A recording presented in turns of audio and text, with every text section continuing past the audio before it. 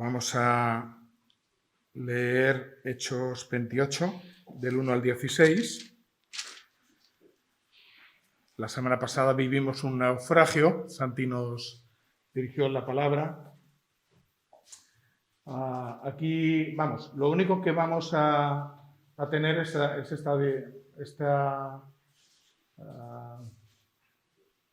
este PowerPoint con una sola imagen, pero es que me gustaría que vierais, aunque será un poco desenfocado, pero que vierais más o menos el recorrido de Pablo en este cuarto viaje, de Pablo, Lucas y Aristarco, ¿no? Entonces, para más o menos irnos situando a la medida que vamos viajando también en este texto. Vamos a orar para pedir al Señor que bendiga su palabra en nuestros corazones. Señor, te queremos dar muchas gracias este día por el privilegio de poder juntarnos como iglesia para meditar en tu palabra, Señor. Queremos que el Espíritu Santo produzca sus frutos en nosotros al escucharla. Pedimos, Señor, que atesoremos las verdades que hay en ella que pueden servirnos en nuestro caminar. Y lo rogamos en el nombre de Jesús. Amén. Bueno, vamos a leer el texto, aunque luego iremos, porque es un texto más corto, y luego iremos leyendo algunas partes también. Entonces, dice así: estando ya a salvo, Hechos capítulo 28, del 1 al 16. Estando ya a salvo, supimos que la isla se llamaba Malta, y los naturales nos trataron no con poca humanidad, porque encendiendo un fuego nos recibieron a todos a causa de la lluvia que caía y del frío. Entonces, habiendo recogido Pablo algunas ramas secas, las echó al fuego, y una víbora, huyendo del calor, se le prendió en la mano. Cuando los naturales vieron la víbora colgando de su mano, se decían unos a otros: ciertamente este hombre es homicida, a quien, escapado del mar, la justicia no deja vivir. Pero él, sacudiendo la víbora en el fuego, ningún daño padeció. Y ellos estaban esperando que él se hinchase o cayese muerto de repente, mas habiendo esperado mucho y viendo que ningún mal le venía, cambiaron de parecer y dijeron que era un dios. Y en aquellos lugares había propiedades del hombre principal de la isla, llamado Publio, quien nos recibió y hospedó solícitamente 3 días. Y aconteció que el padre de Publio estaba en cama, enfermo de fiebre y de disentería. Y entró Pablo a verle, y después de haber orado, le impuso las manos y le sanó. Hecho esto, también los otros que en la isla tenían enfermedades venían y eran sanados, los cuales también nos honraron con muchas atenciones, y cuando zarpamos nos cargaron de las cosas necesarias. Pasados 3 meses nos hicimos a la vela en una nave alejandrina que había invernado en la isla, la cual tenía por enseña a Cástor y Pólux. Y llegados a Siracusa, estuvimos allí 3 días.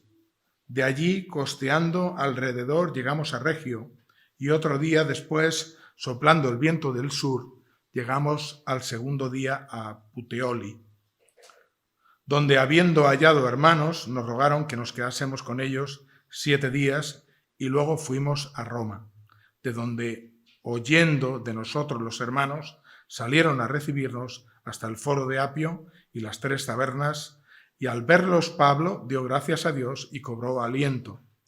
Cuando llegamos a Roma, el centurión entregó los presos al prefecto militar, pero a Pablo se le permitió vivir aparte con un soldado que le custodiase. Quiero hacer una introducción, porque si alguien no estuvo el domingo, y aquí hay varias personas que no estuvieron el domingo pasado, pues es bueno introducir, ¿no?, esta parte del viaje. Pablo y otros prisioneros son embarcados con destino a Roma. Embarcan en Cesarea, ¿vale? Y luego van a Sidón, que mal se ve. Y llegan a Mira, y luego a Licia, ¿vale? Y si os dais cuenta, habla de sotavento, tratan de hacer la ruta por los sitios más seguros donde les protegen ciertas islas, más o menos cerca de la costa, ¿ves? Aquí hay otra isla, y tratan de ir así, de esta manera, para tener refugio en el mar, ¿vale? Todo el viaje es muy difícil y van sorteando los vientos hasta Nin, ahí, como hemos visto. Y desde allí navegan hasta el sur de Creta y hallan y atracan en la bahía. Aquí tenemos buenos puertos, ahí al sur de Creta. Me estoy moviendo tanto que luego voy a salir en el vídeo. Vale. Y entonces Pablo le dice al piloto, le dice también al centurión y al capitán del barco que es muy peligroso continuar el viaje. Si os dais cuenta, es mar abierto y realmente era muy peligroso. Pero sabemos pues, que estas naves pues, tenían sus intereses. Por ejemplo, el capitán tenía que cumplir una serie de días. Yo recuerdo cuando sale el barco desde Miami, estamos contando los días para que llegue, ¿no? Evidentemente las cosas han cambiado mucho y podemos saber un poco casi con seguridad cuándo va a llegar. Pero lo que quiero decir con eso es que en aquellos tiempos era pues muy arriesgado y no sabías en cuanto a las dificultades del mar qué podría pasar en distancias tan más largas, ¿no? Como era esta. Y salen para Fenice y les alcanza un huracán. Aseguran el bote salvavidas, lo suben a cubierta y ya sienten que hay un peligro grave de perder la nave y sus vidas. Tiran los aparejos y tiran parte de la carga al mar para deshacerse de peso. La tormenta les azota varios días y ya pierden toda la esperanza de que puedan ser rescatados. Y Pablo vuelve a intervenir y les dice, bueno, como cuando nos metemos en algún problema, Santi? Cuando nos metemos en algún problema y especialmente en la mujer, nos suele decir, te lo dije. Pero no solamente les dice, te lo dije, que se lo dice, pero les anima a estar tranquilos, porque ha recibido palabra del Señor. Un ángel de Dios le ha visitado, dice, a quien pertenece y sirve. Bueno, eso nos da muchas pistas. Le ha informado que él ha de compadecer delante del César y predice que la nave va a ser destruida, pero que todos se van a salvar sus vidas. Aún así, los marineros que ven cómo está la cosa, prefieren no confiar en la palabra que Dios les ha dado e intentan huir en el bote salvavidas, pero los soldados frustran esta huida. Pablo les invita a comer en ese momento para recuperar fuerzas. Llevaban muchos días siendo azotados y tenían el ánimo por los suelos, y el hecho de comer y descansar un poco y pensar en las cosas que Pablo les había dicho les hizo cobrar cierto ánimo. Él da gracias a Dios por los alimentos.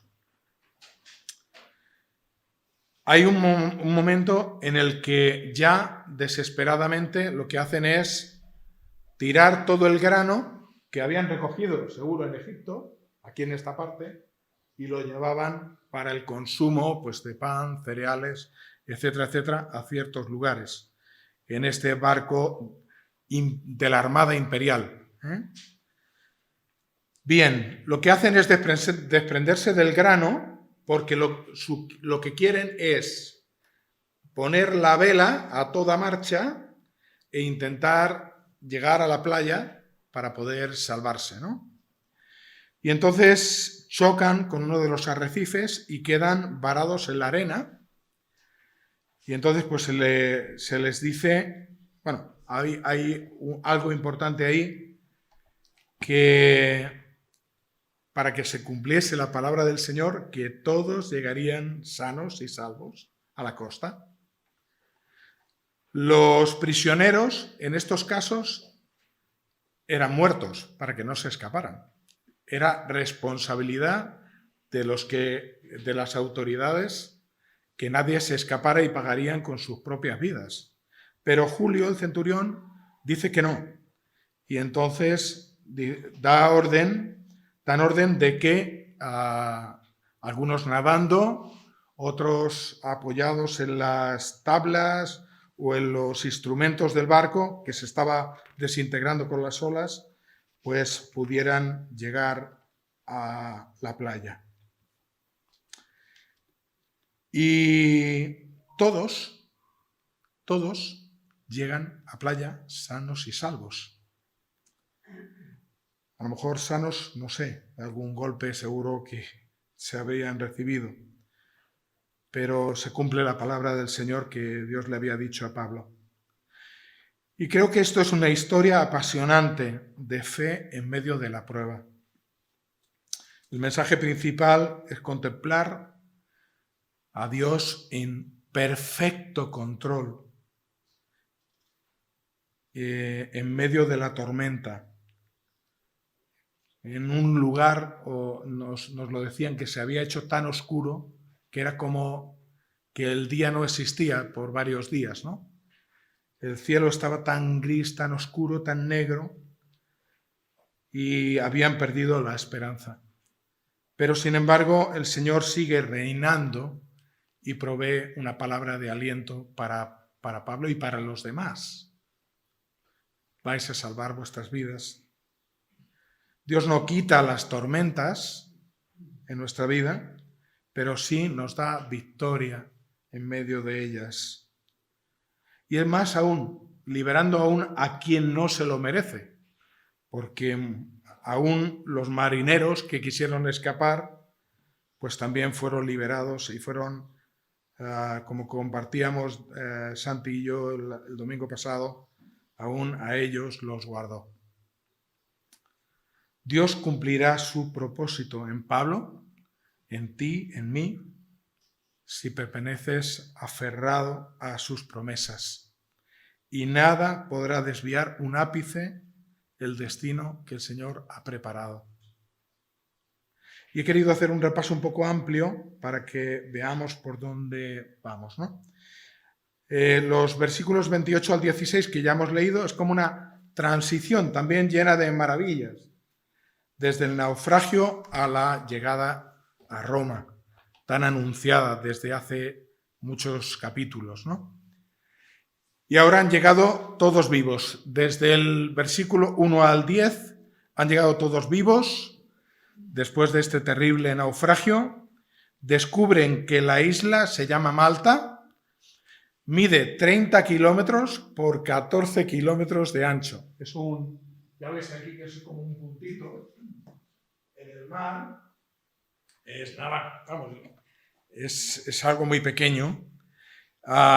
Es un lugar refugio, precisamente. Muchos de los barcos paraban allí cuando el mar estaba muy, muy bravo, muy furioso, y quedaban la temporada de invierno en esa zona, varados, ahí esperando que llegara pues, el tiempo de volver al mar. Y fijaros qué curioso, que quizá el Señor en su sabiduría hizo que pusieran este nombre, Malta, Melita, y su significado original precisamente es lugar de refugio. Y quizá fue un lugar de refugio preparado por el Señor para este tiempo que iban a vivir Pablo, sus acompañantes, Lucas, Aristarco y todos los demás que estaban con ellos. Así que seguramente iban a recordar, pues, de una manera muy especial cómo el Señor les habría librado y había sido un lugar de refugio. Si vemos en los piratas del Caribe y todas estas cosas, las andanzas de los piratas y todas estas cuestiones, nos damos cuenta que cuando un barco naufraga, los de la isla están así frotándose las manos por el botín que implica el barco, siempre vienen cosas, y también por los esclavos o a la gente a someter. Normalmente cuando uno naufraga no va con la escopeta así preparada, seguramente la escopeta se quedó en el mar y entonces pues son, digamos, fáciles, son personas frágiles, cansadas, agotadas, heladas y entonces lo normal hubiera sido que les hubieran sometido, ¿eh? Pero Dios nos dice en su palabra que les trataron con total hospitalidad y amabilidad. Así que son bien recibidos. Habían llegado, pues imaginaros, yo creo que nos deberíamos poner un poco en el lugar, ¿no? Mar profundo, después de muchos embates, el barco, agotados completamente, con hambre, con helados completamente, y lo primero que hicieron los hombres, los isleños, se compadecieron y encendieron una gran hoguera allí como primer auxilio para que pudieran secar sus ropas. Y sería un esfuerzo para los pobladores de la isla, porque estamos hablando de 276 personas durante 3 meses que iban a estar allí. Así que... Y tenemos a Pablo también, que aunque estaba agotado, como los demás, pero quiso echar una mano para ayudar echando leña en esa gran fogata, para mantener el fuego vivo. Y algo sorprendente ocurrió. Versículo 3. Habiendo recogido Pablo algunas ramas secas, entendemos que había una víbora que estaba allí en las ramas, las echó al fuego y una víbora, huyendo del calor, se le prendió en la mano y, bueno, los isleños se quedaron perplejos y decían, pero vamos a ver, si a este hombre se ha librado del mar, han llegado que eso era un milagro ya en sí, pero ¿cómo puede pasar que este hombre tiene escrito muerte en la frente, ¿no? Y llegan a decir que debe haber hecho algo tan grave que la diosa Justicia, una de sus diosas, ahí cuando está diciendo que la justicia, ¿vale?, no deja vivir, ahí en el versículo 4, está diciendo eso, que una de las diosas Justicia, pues le tiene ahí para morir, ¿no? Y que no le va a dejar. Y entonces Pablo reacciona instintivamente y echa la víbora en el fuego y aunque todos esperan su muerte, verle hincharse y caer en un momento determinado, yo creo que Pablo sabe que nada le va a detener. El Señor le ha dado promesa, le ha traído hasta Malta después de todo lo que ha vivido. Y sabe que nada le detendrá en su camino a Roma, que Dios le va a sostener, aun siendo picado por aquella víbora que era muy venenosa. Quiero pararme un momentito a reflexionar en los obstáculos de la vida. Dios nos prueba. Pablo tenía motivos en la carne, fijaros, para estar profundamente deprimido.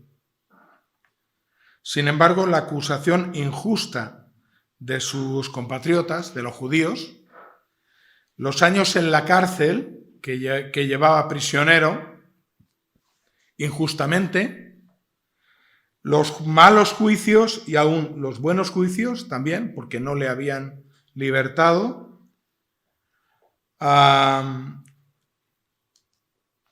también los naufragios como el que había vivido Y aún la mordedura de una víbora en aquel momento no iban a perturbar su fe en aquel a quien él servía.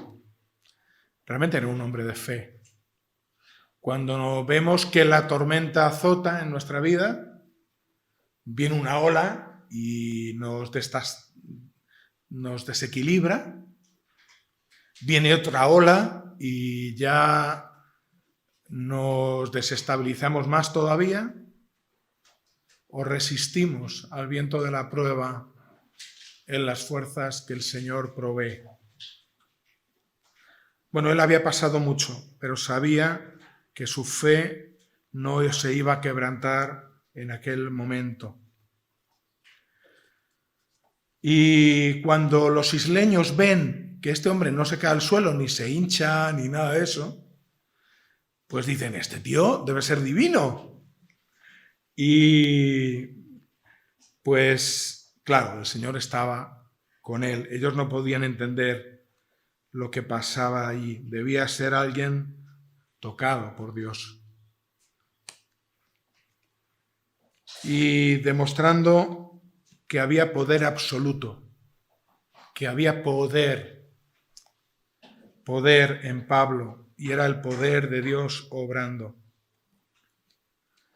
Del 7 al 10 podemos leer que la huella que deja el poder de Dios.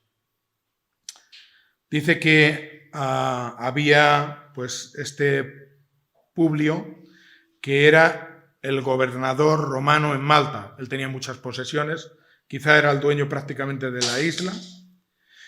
Y pues algunos comentaristas que he consultado dicen que el ministerio de sanidad de Pablo entre los enfermos debe ser movido por la misericordia ante el dolor de los demás. Entonces, como ve que el padre de Publio está enfermo, en agradecimiento a todo lo que había hecho el pueblo con ellos y la invitación de Publio por 3 días en su propia casa, pues entonces pues Pablo sana al enfermo. Pero mi humilde parecer, bueno, creo que no, o que sí, pero también creo que un creyente debe ser movido a misericordia ante el dolor de los demás y hacer todo lo que esté en su mano para ayudar a los que sufren. Y esta es la respuesta espontánea del Señor en medio de aquella situación del Dios que puede sanar, que tiene el poder para sanar. Cuando estamos y tenemos alrededor de nosotros personas que sufren de alguna manera u otra, como creyentes, debemos ayudarles, debemos estar con ellos para aliviar su dolor. Entonces Pablo, habiendo orado, pues impuso las manos y le sanó, nos dice la Escritura. Estuvieron en su casa 3 días. Y después de la experiencia que el Señor me ha dado en los años, habiendo visto algunas sanidades, las he visto personalmente, creo que los milagros o las sanidades que son extrañas, no son lo normal, como a veces se nos hace ver con una campaña del show de milagros donde prometen milagros por doquier el sábado, el domingo y el viernes por la tarde. Entonces, esto no es así.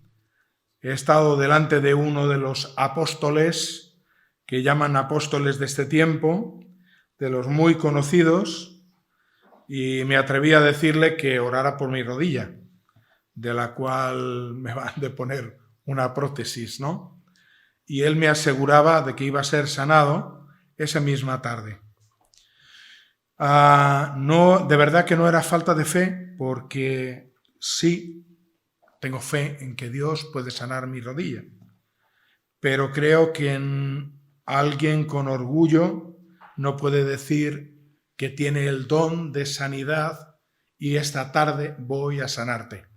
Creo que eso no es bíblico. Que el Señor en su misericordia nos usa para sanar en algunos momentos es bíblico. Y la palabra dice que si alguno está enfermo entre vosotros, llame a los ancianos, se le unja con aceite, que oren por él, ¿vale? Y esas son las maneras en que la palabra nos conduce a las sanidades. Estamos seguros que lo extraordinario, que fue desde luego la sanidad de este hombre que tenía fiebres altísimas, que por el tema de la disentería, que tiene que ver con una enfermedad que tiene que ver con la leche de las cabras de maltesas, así que pues esto causó muchísima impresión en todo el lugar. Y nos dice la Escritura que cuando los habitantes de Malta escucharon del milagro, muchos de los enfermos vinieron también buscando sanidad. Eso mismo pasaba con Jesús.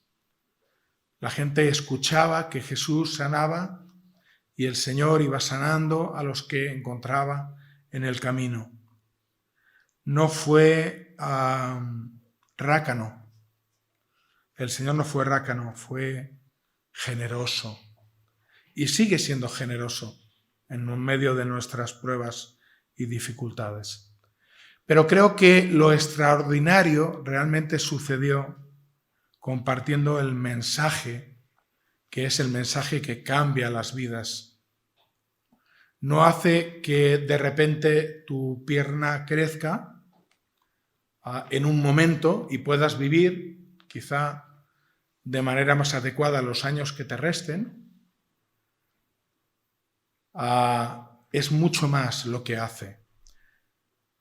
Imaginemos un ciego que no ha visto nunca, no ha visto el mar, solamente lo ha escuchado. O imaginemos un ciego que no ha visto las estrellas, el cielo, y que milagrosamente cobra la vista.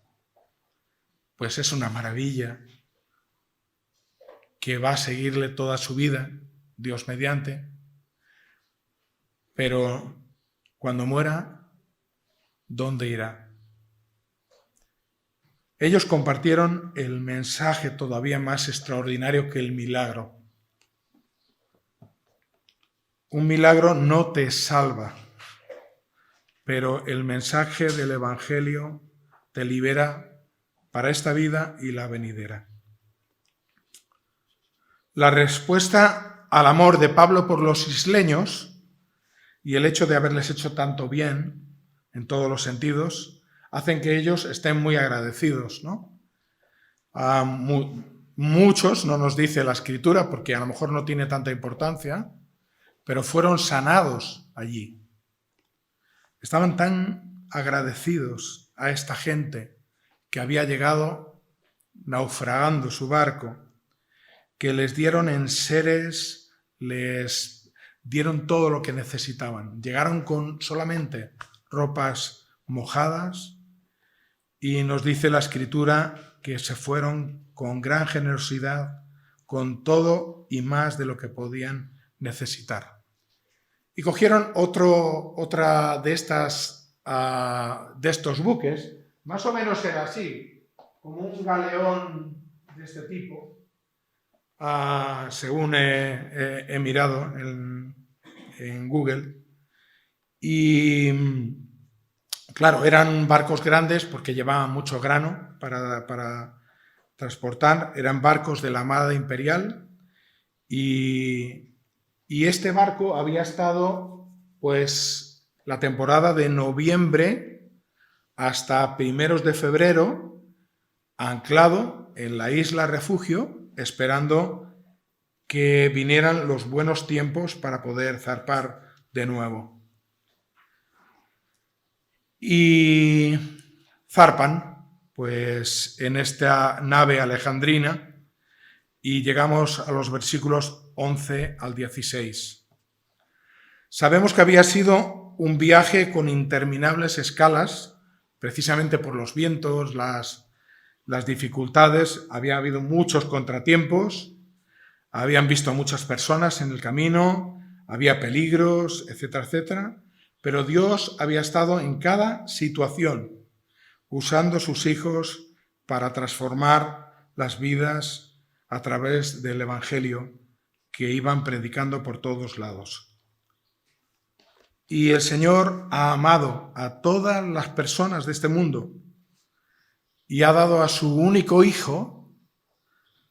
Mira, da igual la religión, da igual la cultura, da igual, no sé, lo que sea.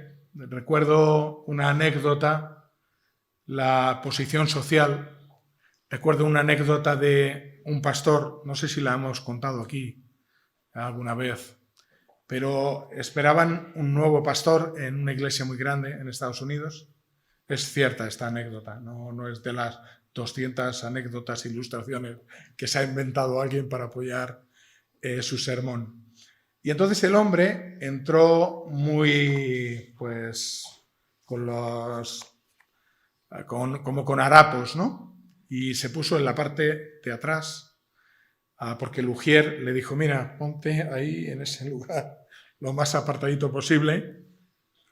Y entonces, bueno, ahí le hicieron un hueco en una esquinita.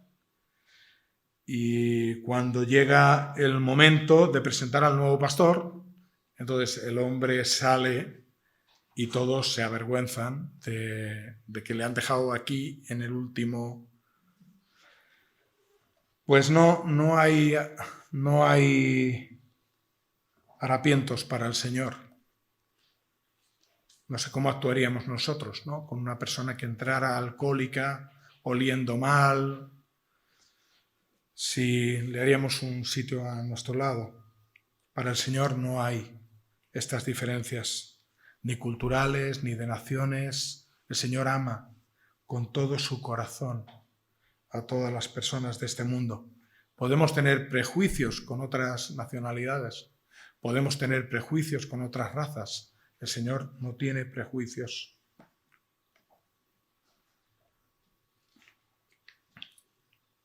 Y Él manda a su Hijo para morir en una cruz por todos aquellos que se arrepienten, reconocen su pecado y acuden en fe al Señor Jesús. Y dicen, sí, tú eres mi Salvador, sí, has muerto por mis pecados, sí, has dado la vida, aunque no merecía nada.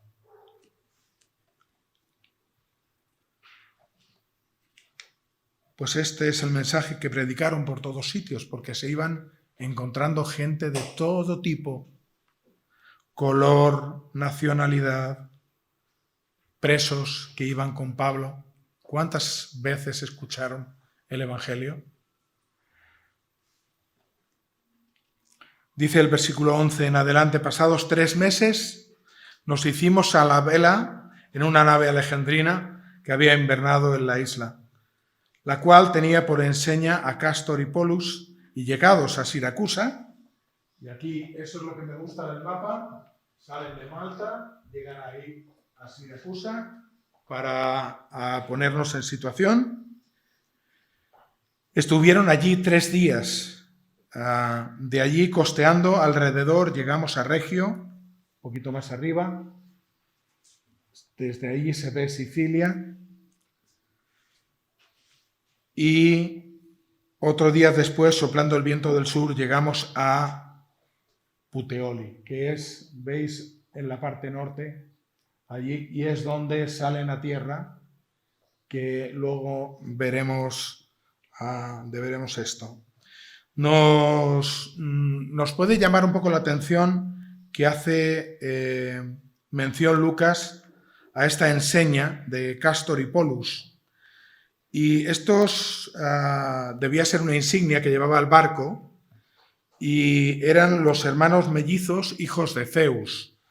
Los marineros consideraban que estas deidades protegían a los navíos, excepto en la temporada de invierno, claro. En la temporada de invierno ya era otra cosa. Entonces, al parecer, la mayoría de estas insignias estaban en casi todos los barcos. Y Pablo y sus compañeros pues tuvieron que convivir con esto, aunque obviamente rechazaban la adoración a cualquier ídolo. En Siracusa hicieron una parada de 3 días y posiblemente tiene que ver con cargar y descargar el barco, o puede ser que también el tiempo estaba tan mal que todavía en febrero, en aquellos momentos, podía ser peligroso en algunos, y hicieran una parada allí de 3 días hasta que el mar volviera, digamos, a su ser.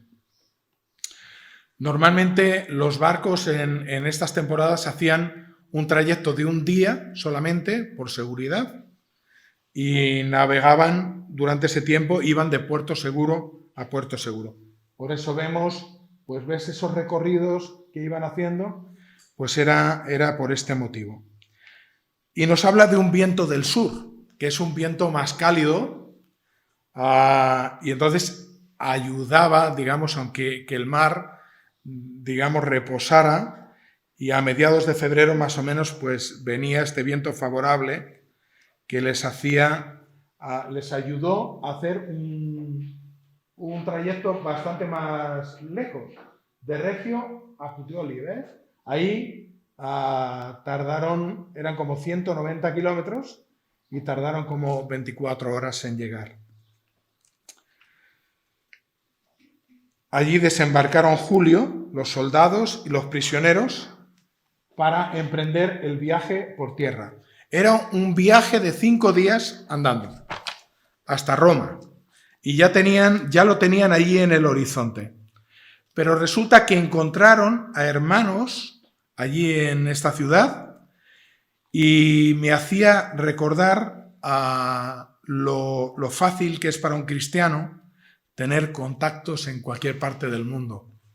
Somos privilegiados, porque tan solo visitar una iglesia en algún lugar, aunque sea muy apartado, uno experimenta que tenemos tantas cosas en común, que aunque no nos conocemos, somos hermanos, somos familia. Jesús ha muerto por nosotros, nos ha hecho parte de la familia de Dios, ¿no? Y esto, seguro que los que habéis viajado un poquito más, habéis tenido claramente este testimonio, ¿no? Y me hacía recordar Buenos Aires, Chile, Guinea, el Reino Unido, Estados Unidos, donde hemos sido acogidos pues con mucho cariño en algunos lugares.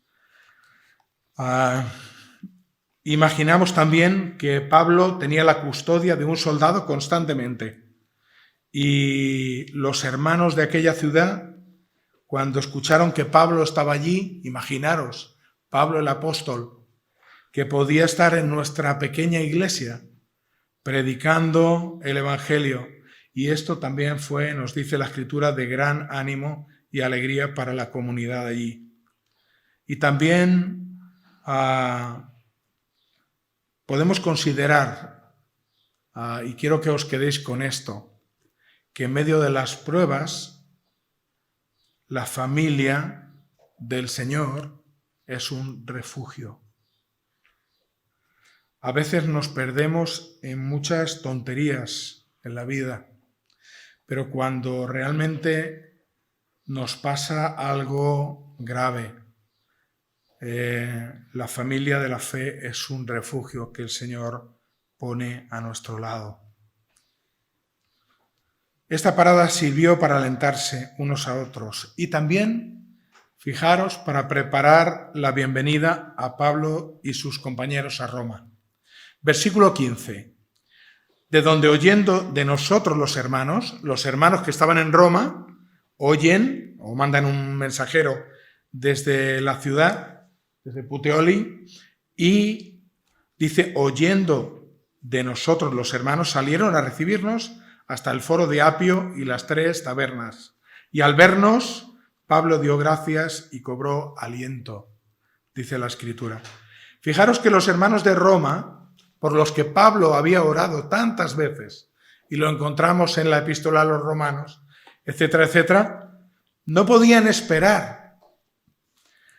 Unos hicieron 48 kilómetros, no en el coche Kia no sé qué o en el Toyota, que es muy fácil hacer 48 kilómetros, pero aún así no lo pensamos, hacer 48 kilómetros para ir a reconocer, en gracia, pues dar la bienvenida. Algunos a 65 kilómetros en el Foro de Apio de Roma, desde Roma, y otros a 3 Tabernas, unos 48 kilómetros. Y estos lugares eran muy concurridos y tenían, digamos, no una imagen mejorable, vamos a decir. Era un camino de transeúntes donde pasaba mucha gente, mucho comercio, la vía Apia. Y bueno, pues quiero pararme un momentito aquí en lo de Pablo dio gracias a Dios y cobró aliento. Entendemos que Pablo era un hombre de fe, lo hemos visto, lo vemos en sus cartas. Yo diría que es un gigante de la fe y compromiso absoluto con el Señor. Sin embargo, no era un superhombre. Y no debemos tampoco mirar a Pablo como un superhombre. Dice que cuando ve a los hermanos se siente protegido y da gracias. Cobra aliento, dice la Escritura. ¿Eso qué quiere decir?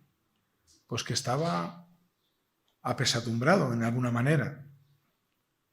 Estaba afligido por las pruebas. Es que las pruebas no dejan de afligirnos porque tengamos fe y porque sepamos que algún día vamos a estar al otro lado del mar. Pero en el naufragio, Pablo no estaba allí tranquilo, así en un barril. Él estaba siendo asolado por las olas, sentía el mismo frío que todos sus compañeros a bordo y el mismo dolor. Sí tenía algo que lo hacía completamente diferente. Tenía la palabra de aliento que le sostuvo del Señor mismo y en ella confió hasta el final. Pero él cobra ánimo al ver a los hermanos que habían hecho este esfuerzo de venir a recibirle. Ya solamente por eso merecía la pena que el Señor hubiera puesto esta carga en los demás hermanos en Roma, de hacer ese viaje para ponerle, vamos a decir, la alfombra, en cierta manera, a Pablo, ¿no? Para decirle, eres bienvenido, te vamos a cuidar aquí. Me hace pensar mucho también en a veces lo superficiales que son nuestras relaciones. Y estoy hablando de nuestra iglesia local. Quiero que entendáis bien lo que digo porque va directo a vuestros corazones. A veces nuestras relaciones como hermanos son muy superficiales. Creo que el hecho de conocernos más, de estar más tiempo juntos, de compartir más cosas y no ser una congregación de domingo y de viernes, pues nos hace perder mucha de la riqueza que el Señor tiene preparada. Tampoco quiere decir que tengamos que sobreactuar y estar un día en cada casa, entendedme. Pero llevo pensando bastante en este tiempo de confinamiento y de la pandemia, que se hace raro que después de 10 años, que a lo mejor estamos algunos juntos, no hayamos tomado un café en la casa de un hermano, de otro, ni siquiera conozcamos a... ¿Me entendéis por dónde voy?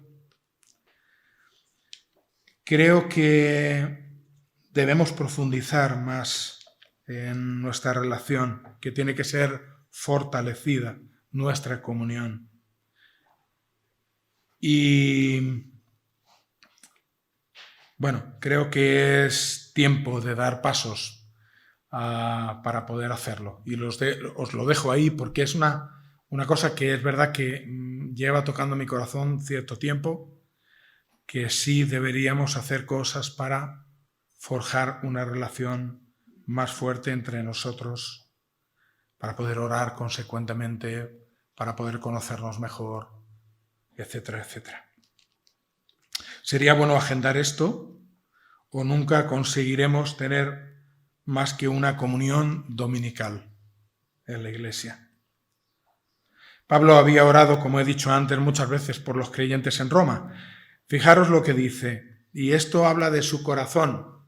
Y si podemos decir esto también, de Romanos 1:8, primeramente doy gracias a mi Dios mediante Jesucristo con respecto a todos vosotros, de que vuestra fe se divulga por todo el mundo, porque testigo me es Dios, a quien sirvo en mi espíritu, en el Evangelio de su Hijo, de que rogando que de alguna manera tenga al fin, por la voluntad de Dios, un próspero viaje para ir a vosotros.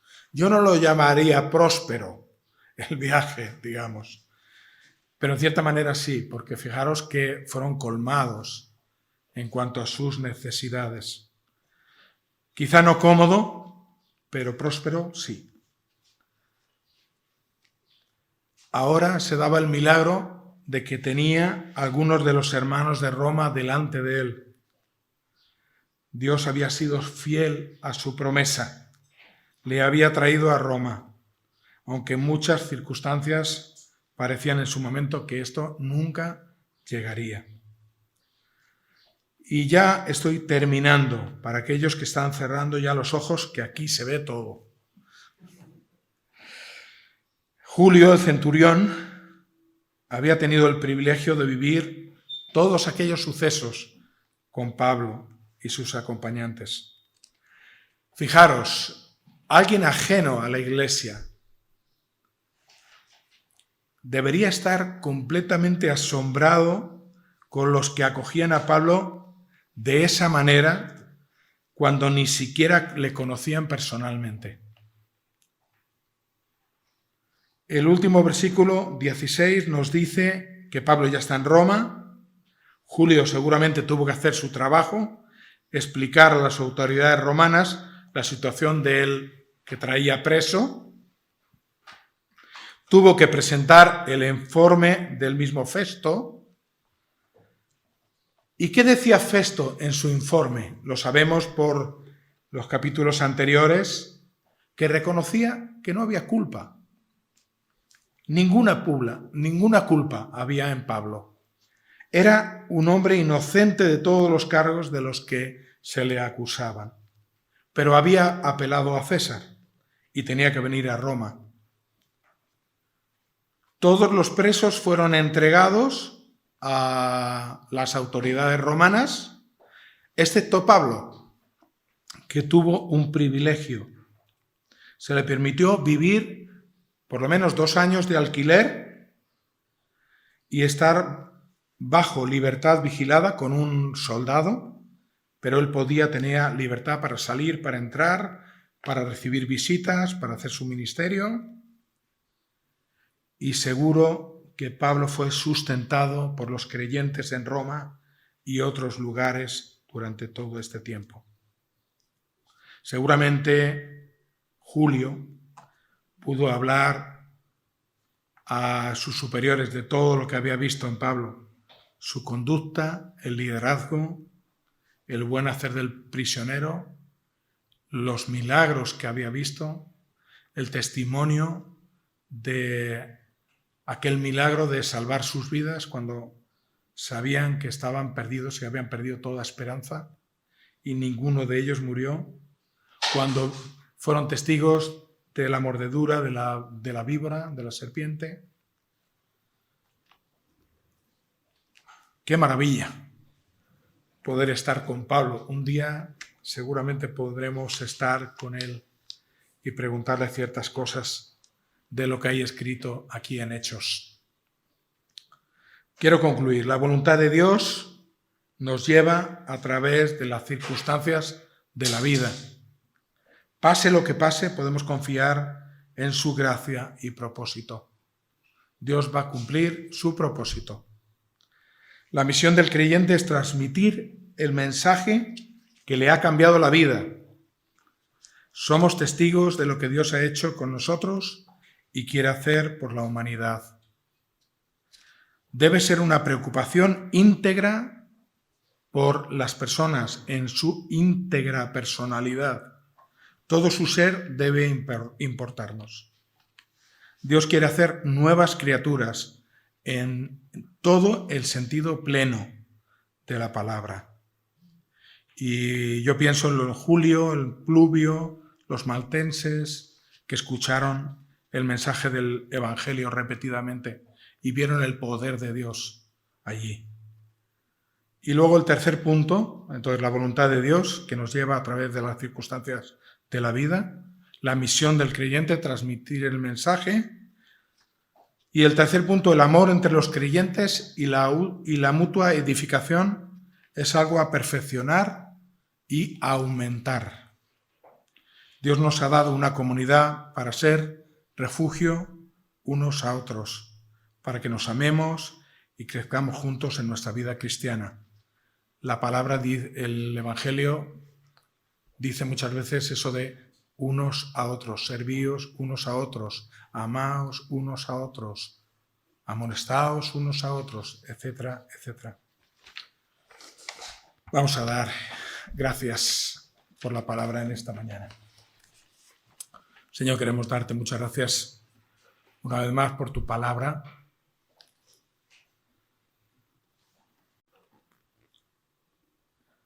Reconocemos nuestra debilidad, nuestra falta de fe, aún en medio de las cosas más sencillas de la vida, cuando algo se nos tropea, tenemos un mal día. Sin embargo, tenemos un propósito claro que tú nos has dado y sabemos que nos sostendrás no solamente hasta el fin de nuestros días, sino eternamente. Gracias por la obra del amor perfecto de ti, Padre, entregando a su único Hijo para que Él muriera, resucitara, venciera la muerte, venciera el poder del pecado y nos diera un propósito precioso, perfecto. Ayúdanos a tener esto en mente siempre, Señor, en cualquier circunstancia, que tú seas nuestra bandera. Y lo rogamos en el nombre de Jesús. Amén. Amén.